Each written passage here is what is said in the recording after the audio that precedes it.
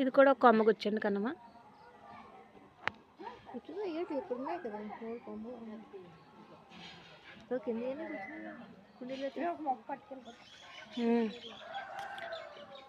Drum లాంటిది cut చేసింది ఉంటుంది కదా, అందులో ఇవే బాగా పనిచేస్తాయి, బాగా వస్తాయి. దీనికి ఎక్కువ మట్టి ఉండాలి. అదే